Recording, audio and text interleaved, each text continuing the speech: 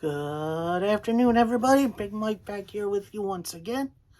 And today, I'm bringing you my predictions for this Sunday's Double or Nothing pay-per-view.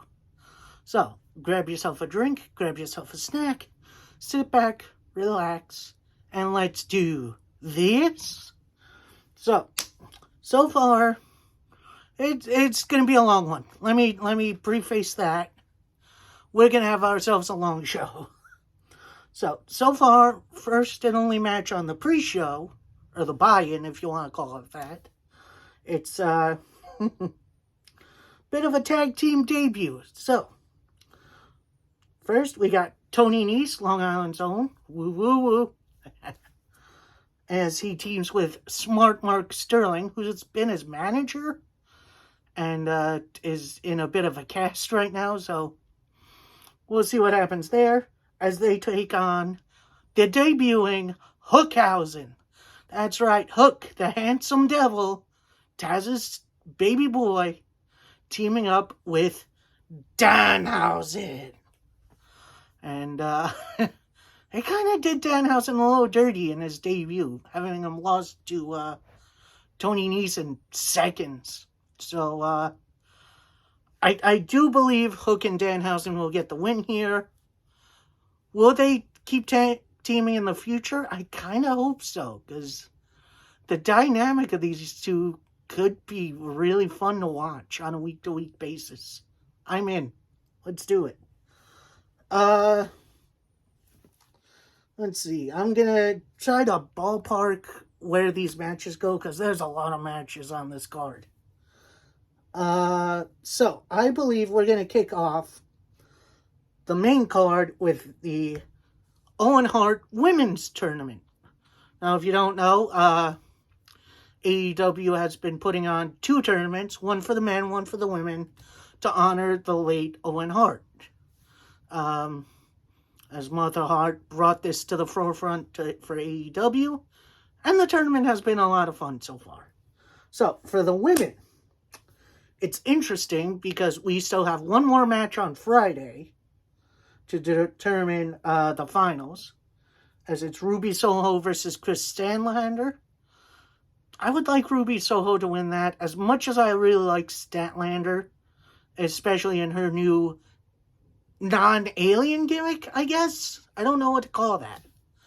I think Soho wins here, and then we get the rematch from Dynamite Grand Slam. I believe it was about this time last year at Arthur Ashe, where she took on Dr. Britt Baker, DMD. Now, the good doctor beat... Who did she beat yesterday? Tony Storm. That's who it was. Tony Storm yesterday in the semis after a bit of a hard match to watch. I'm not going to lie. That was a little bit tough. Ultimately, I think we get Ruby Soho to win this. Now, don't get me wrong. I like the doctor. Britt Baker's awesome. She's great in the ring, great on the mic. I think it's time to push someone else. Don't get me wrong. I love the doctor. And it would be easy to rebuild her and get her back into the title picture. It's time to get behind someone else. It's just time, I believe. Alright, next match. We have a 6-man tag team match, playa. A match we were supposed to get at the last pay-per-view, Full Gear, which has been some time, but due to Rey Fenix's injury, he was replaced by Eric Redbeard, the former Eric Rowan. But now, everyone's back together. We're finally going to get this match. It's time for the House of Black to get a significant win. Now, don't get me wrong. I love what the House of Black are doing, but they're stuck in this weird feud with Fuego del Sol. Now, don't get me wrong. I love Fuego. Alabama's favorite luchador. He's great. He's fun. But he's a lower mid-card act. And I think it's time for House of Black to beat someone significant. And that's after Death Triangle. So, and hopefully this means 6-man tag team titles are coming soon. Like, it's time, Tony. Like, I know you want to wait for Kenny, but it's time. Let's pull the trigger. Alright, next up we have, a match I've been looking forward to for so long. MJF taking on his former bodyguard, Wardlow. Now, Wardlow at Full Gear cost MJF a dog collar match against CM Punk. He gave Punk the Dynamite Diamond Ring, which MJF is a 3-time winner now, which is kind of irrelevant, I guess, but, whatever. Now, if Wardlow wins this match, MJF will, cut him from his contract, considering it's been established that Wardlow is not under an AEW contract, but a contract with MJF. And, now leading up to this, he's taken 10 lashes, which is callback between the feud between Max and Cody Rhodes. And then he also beat Sean Spears, his former accountability buddy, in a cage match just yesterday. So now he gets the match, and we are going to see this match. Now, if MJF wins, Wardlow goes away. So I believe Wardlow is going to win this. And as much as I hate to say this, as much as I love MJF, this should not last more than maybe 20 seconds. Like, I get it. MJF is smart. He can usually weasel his way out of things. He should not be able to do that against Wardlow. I'm sorry. It's time to push Wardlow a little bit more. And it's going to be easy to keep MJF at the top, I believe. It's just time to get someone like Wardlow, who the crowd is so vehemently behind, to get more of a push. Alright, next up, we have our first title match, as Jade Cargill defends her TBS title against Anna Jay. I believe this is a match that shouldn't last too much longer either. I'm sorry, Anna. I love you. You've been great to watch. You've been a great addition to the Dark Order, although they don't really hang out as much. But yeah, I think Jade gets another significant win. But then afterwards, we have a new... Should they do another signing here? Maybe they shouldn't. I don't know. But I think someone new comes out and steps up. Whether that's a new signing or maybe someone from another company. Who knows? Jade has kind of run through everyone in kind of the, I'm sorry to say this, mid-card of AEW's women's division. It's time to get some fresh faces in here. Maybe some more legitimate faces. Alright. Next up, a bit of a dream tag team match, playa. As the reunited Hardy Boys, that's right, Matt and Jeff are back together as they take on some old rivals, the Young Bucks. Now, I say old rivals, they did have a rivalry in... When the hell was that? That was 2012, maybe? 2013? Where both were in Ring of Honor, and then the Hardys returned to WWE at WrestleMania. I believe it was 32? I could be wrong, but they had their rivalry over the Ring of Honor Tag Team Championships, which was a lot of fun to watch. And the Hardys have been trying to egg on the Young Bucks, to bring them back to what they were instead of kind of what they are, which are, arrogant heels. I think the Bucks have been on a bit of a losing streak, but do they really need to win? I don't think so. So I think I'm going to give this win to the Hardys, who then go on to challenge for the tag team titles at a later date. All right, next, we have the finals for the men's Owen Hart Cup, as Samoa Joe, the Ring of Honor television champion, takes on Adam Cole. Baby! Joe just pretty much beat Kyle O'Reilly this week. Cole beat Jeff Hardy with a little help from the Young Bucks. Actually, no, the Young Bucks came out after the match, which is interesting. So, as much as I want to say Cole wins this, which would be easy to say, I'm kind of on the fence about this, because I like both of these guys. And as much as I don't want to see Samoa Joe lose, I think Cole kind of needs this win a little bit more, because he's kind of falling down the card a little bit. So I think a little build back up is kind of needed. All right, next up, we have an Anarchy in the Arena match.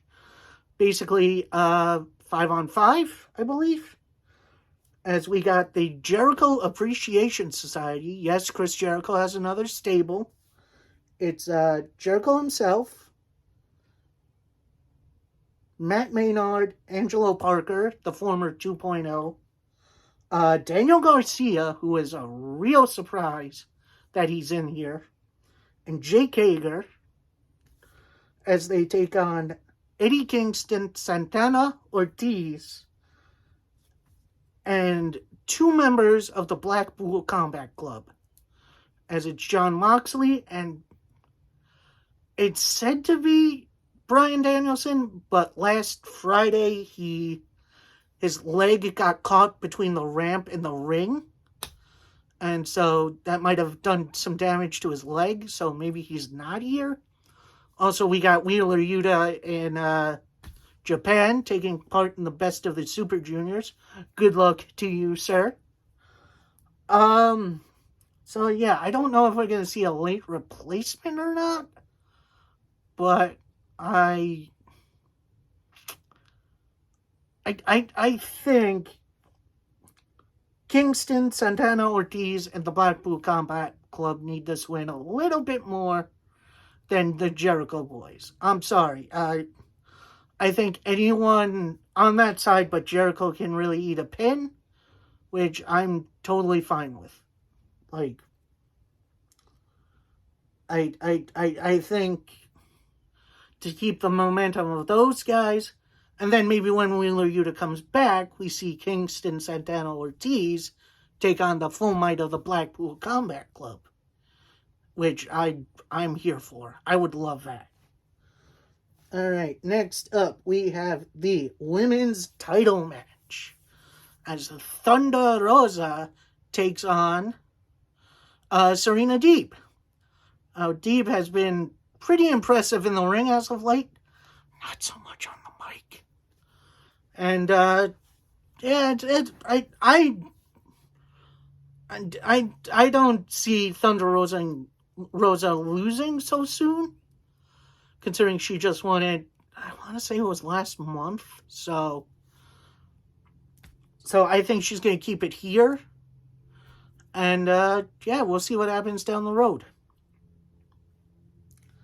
Next match up, we have a triple threat tag team match player, and it's for the AEW World Tag Team Championships.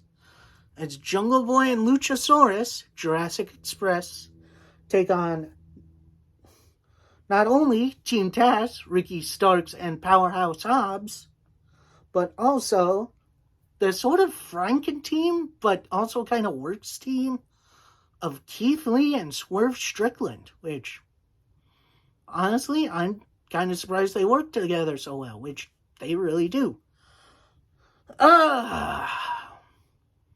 Honestly, the Jurassic Express, they kind of feel like background characters these days. Like, don't get me wrong.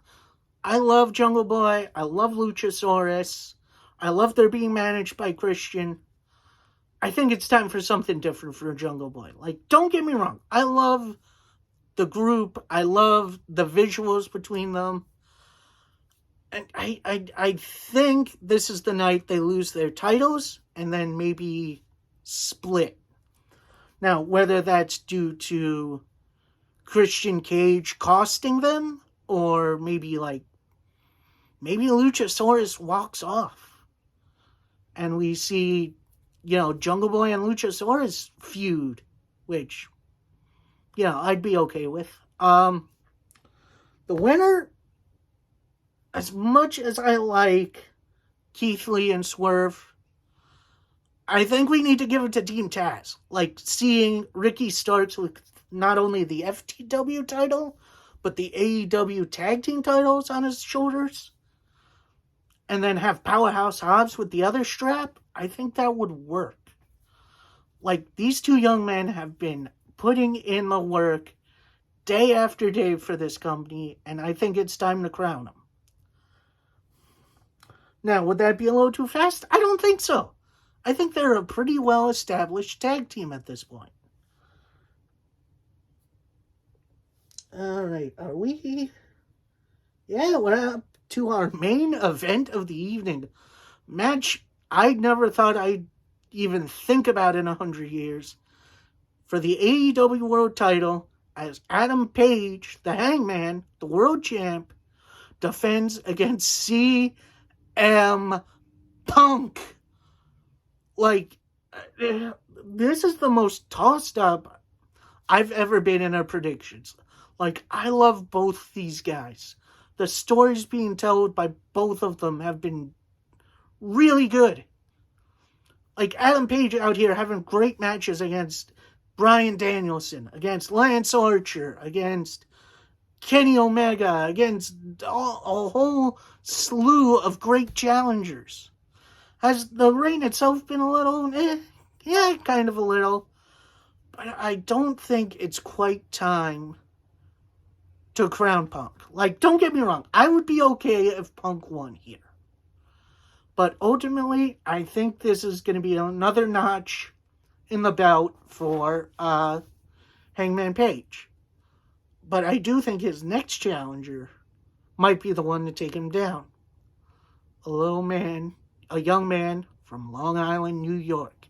And he's better than you, and you know it. Alright, that's it for me. I hope you guys all enjoyed. Please like, comment, subscribe. Let me know your predictions for this show. Let me know which match you think will steal the show. Do I mention this? There is potential for a mixed tag team match where it'll be Ty Conte and Sammy Guevara taking on Paige Van Zandt and Scorpio Sky. I don't want to see that. Like, I'm sorry. That feud needs to end. I am not interested in that anymore. So, yeah, those are my predictions, and I hope you enjoyed. I hope you all have a great day. Peace.